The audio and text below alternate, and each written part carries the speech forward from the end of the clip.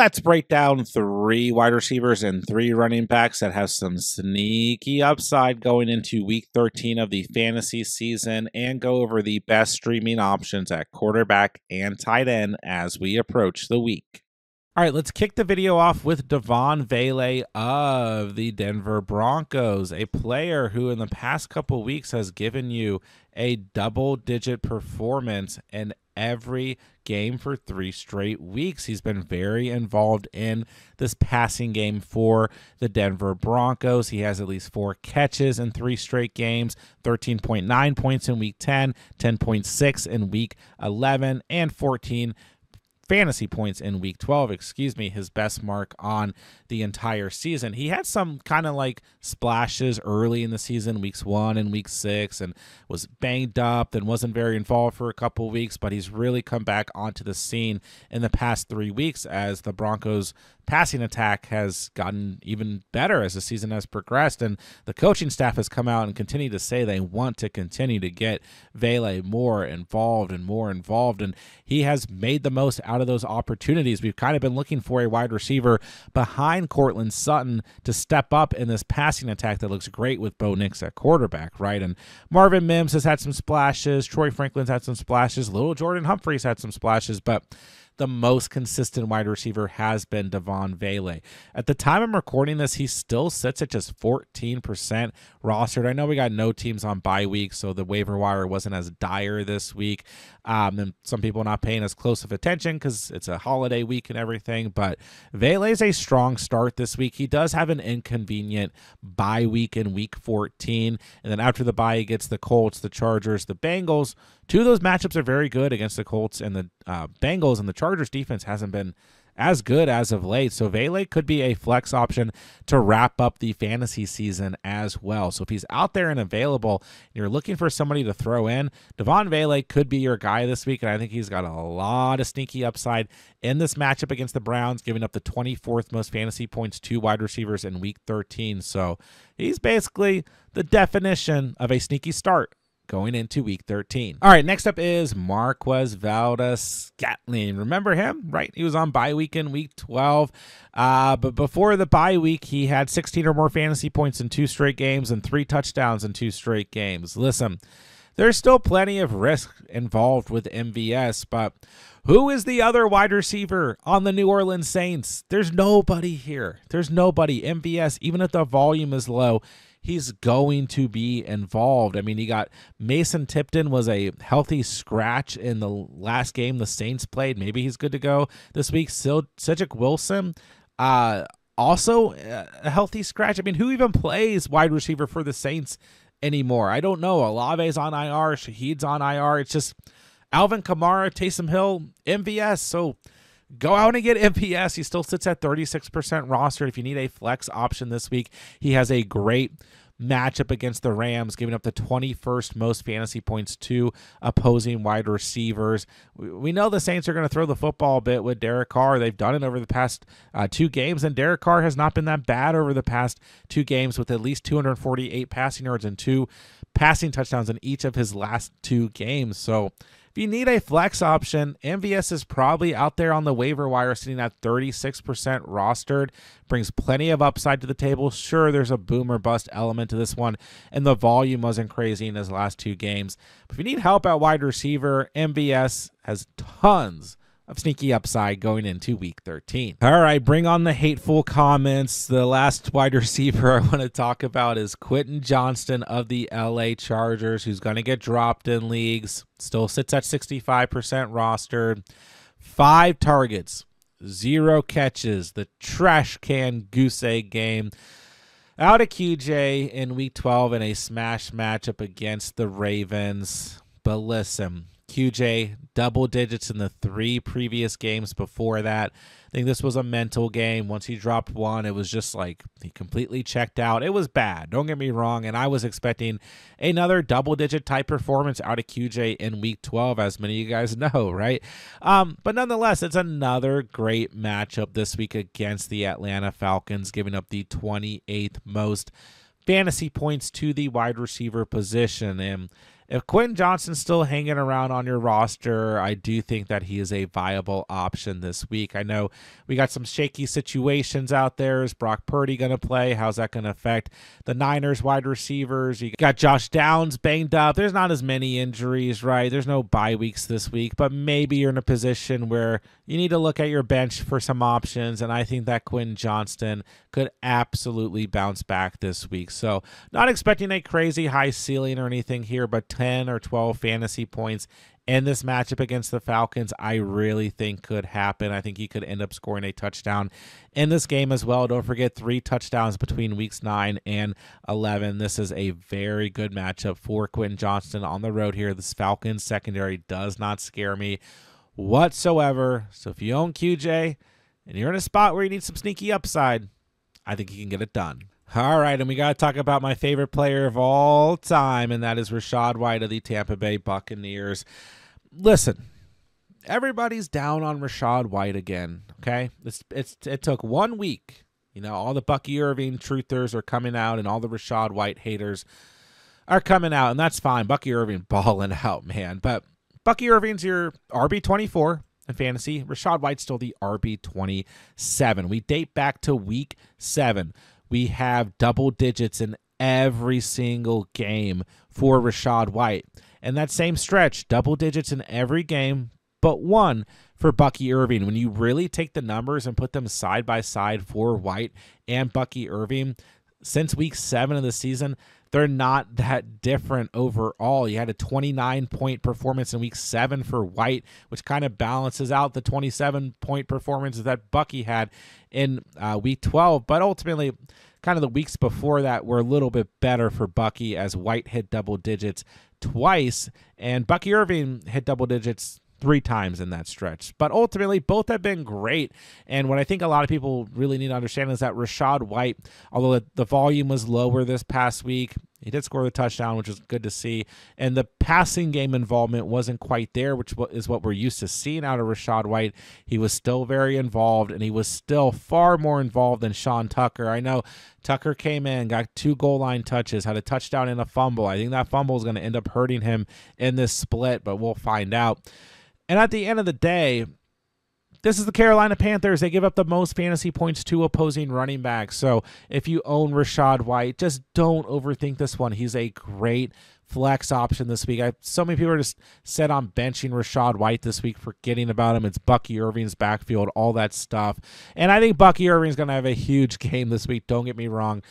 But Rachaad White is just a couple spots back overall in rankings in terms of comparison to Bucky Irving. He's averaging 13.6 fantasy points per game, and I still think he's going to see plenty of involvement in this matchup against the Panthers. So if you own Rachaad White, there's plenty of upside this week, and I don't think he needs to be on your bench. I think he's a little bit sneaky just due to the perception right now, but ultimately he's a solid start in week 13. All right, next up, let's talk about Rhamondre Stevenson of the New England Patriots, another player who's still rostered in a lot of leagues, right? But there's not a lot of confidence amongst fantasy managers in Rhamondre Stevenson, who has 12.9 or less fantasy points in each of his last 3 games and 8.7 or less in 2 of those. But he's in a nice bounce back spot this week against the Indianapolis Colts at home. I think he's going to get plenty involved in this game plan. I know that the game plan right now, first and foremost, is to throw the football. In 3 of the last 4 games for the Patriots, we've seen Drake May throw the football 37 or more times, and that hurts Rhamondre Stevenson, where like kind of earlier in the season he was more involved because Jacoby Brissett can't throw the football, right? But we've also just gotten a lot of inconsistency out of Stevenson on the season. You take it back to week 8, even like you have 3 games of double digits, 2 of them 22 or more fantasy points, and then 2 of them single digits. Like, it's just been all over the place, but I think this is one of those get-right games before the bye week for Rhamondre Stevenson. And the nice thing as the season starts to wrap up with the Patriots is, like, they're trying to see what they have for the future, what they have in Drake May, and they're going to continue to try and win these football games. So I don't think that Stevenson's season is, like, over or anything. I know 3.3 fantasy points this past week. His second worst mark on the season was definitely concerning, but I think he gets back into the swing of things this week. If he's a player who's sitting on your bench, you're looking at your options, you're not so sure about your flex spot, your RB2 spot, whatever it may be, don't let him stay on your bench. He's sneaky this week, and he could pop off for a nice double-digit performance in Week 13. And one sneaky line on Underdog I like this week is Rhamondre Stevenson's total rushing yards, sitting at 49.5 rushing yards. He's hit that in 2 of his last 3 games, and I think he can easily get it done against this Colts defense at home. Like I said, giving up the 27th most fantasy points to running backs. This is a great matchup for Stevenson. So I'm hitting straight to Underdog to take the over on Stevenson's total rushing yards. And all new users who sign up on Underdog with promo code TheCatch are getting a free NFL Pick'em to use towards Week 13's action. Take your free Pick'em. Take the over on Stevenson's total rushing yards. Once both of those lines hit, you're going to automatically triple your cash entry. And on top of that, as long as you sign up with promo code TheCatch, that link is down below, Underdog is also going to give you a 50% deposit match up to $1,000. All right, last running back I'm going to mention is Justice Hill of the Baltimore Ravens. And I think Hill is always in that category that I talk about. Like, you know, he's kind of lowly rostered. If you need points, you want to cross your fingers this week, throw Justice Hill in. And he was one of those guys this past week, and he got you 14.2 points basically off of one play, right? He had the big touchdown, and I mean, that was basically it. But the previous week, he still got you 8.1 points. Week 10 did just about nothing. Week 9, 8.8 points. Week 8, just about nothing. Week 7, 13.8 points. So, you know, Hill gets his involvement here and there, basically dependent on game script, and I think this could be one of those games where it's going to be a little bit tougher for the Ravens to run the football than they're used to, and that could result in more plays for Justice Hill, more involvement for Justice Hill, more targets, right? More overall offensive plays where the receiving back is in, and that's Justice Hill, not Derrick Henry. I mean, Henry's going to be fine. I'm not saying to like be worried about Henry or bench Henry or anything crazy, but Justice Hill is in a potential game script here that could definitely benefit him. So this is a desperation play. We got no bye weeks this week, but if you're in one of those spots where you got nothing at running back, Justice Hill could be your guy. He sits at 33% rostered.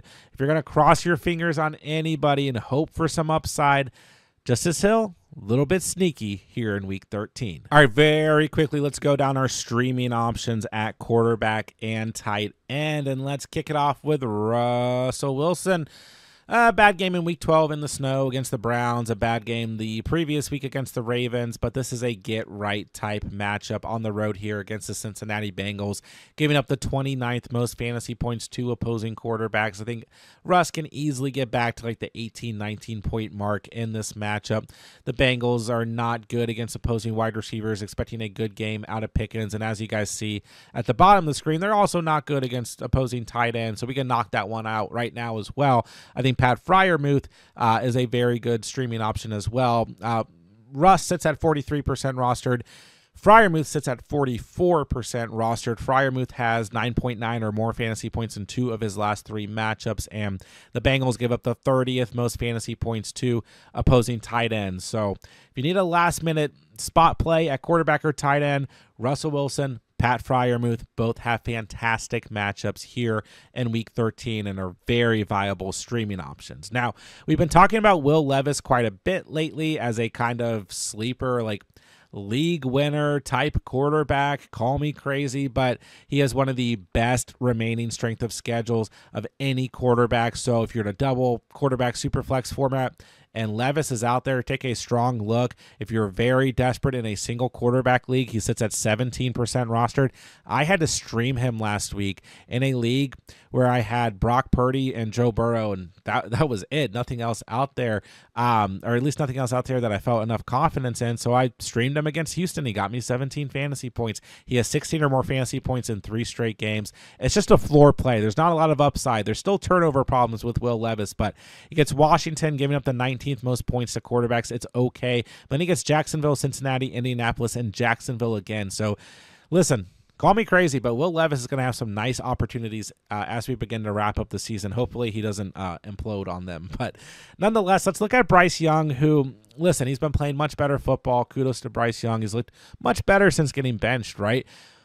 And I wouldn't, like, I'm not ready to call him like a fantasy option on a weekly basis, but Tampa Bay is giving up the 31st most fantasy points to opposing quarterbacks. So this is a home game for the Panthers. I think Bryce Young could come through with a solid fantasy performance if you're in a desperation situation or a double quarterback super flex type format. You got nothing better. So 16.5 fantasy points against the Chiefs is pretty promising. I think he could turn it into 18, 20 points, have his best fantasy day on the season here in week 13. Then, of course, we got Matthew Stafford, who might be the best option on this list, but he is sitting at 59% rostered. He has 18 or more fantasy points in every game since week 8 outside of that week 10 matchup against the Miami Dolphins. He has 2 or more passing touchdowns in each of those games as well, except for that week 10 Dolphins matchup. So Stafford, good option. The Saints give up the 17th most fantasy points to opposing quarterbacks. If he's out there, good floor, solid option. We'll see what happens. Will Dissly, I know, was disappointing this past week. Had a good matchup. Didn't quite come through against the Baltimore Ravens, but he still got you 8.7 fantasy points. He has 8 or more fantasy points in every game since week 7, except for week 9 against the Cleveland Browns. So he's kind of just a floor play. If he scores a touchdown, you're going to feel a lot better. But ultimately, Dissly is still a streaming option, sitting at 54% rostered, as I'm expecting a lot of offense in this matchup against the Falcons. And the Falcons give up the 19th most fantasy points to the tight end position on the season. Then we got Hunter Henry, who kind of just lives in the tight end streaming area. 9.4 or more fantasy points in every game since week 6 for Henry, except a bad matchup against the Chicago Bears in week 10, where he had 2.4 fantasy points. Then he got double digits in every full game that Drake May has played in, except for that week 10 matchup against the Bears, then this past week against Miami as well. So good matchup for him, as the Colts give up the 26th most fantasy points to opposing tight ends. You're desperate. The floor is there for Henry. He sits at 54% rostered. Then last but not least, a player that we did talk about last week as well, that is Noah Gray, who had a smash matchup in week 12 against the Panthers, came through with 22.6 fantasy points after having 18.3 fantasy points in week 11 against the Bills. He has 4 catches in 2 straight games and 2 touchdowns in 2 straight games, 18 or more fantasy points in his last 2 performances. And now he gets the next worst team against tight ends. That's the Las Vegas Raiders. And he still sits at just 7% rostered, mainly because, like, how long is this going to last? The volume's still low. Is this like a one more week thing with the matchup here? And then we got no bye week, so I think people are kind of afraid, like, do I really need to make this move? Probably not. What's going to happen after week 14? He gets Cleveland, Houston, Pittsburgh, much tougher matchups, and then the Chargers as well. I'm sorry. But ultimately, he's your tight end 15 on the season.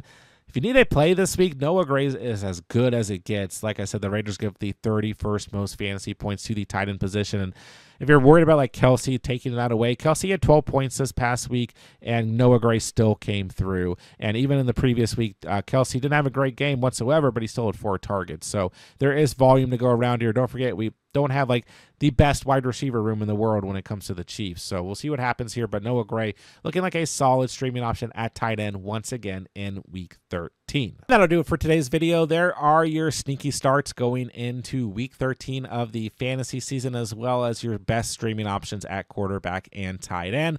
As always, guys, I'm answering all fantasy football questions in the comments section down below. So if you guys need anything whatsoever moving into week 13 of the season, be sure to drop me a comment. I'll get back to you guys as soon as I possibly can.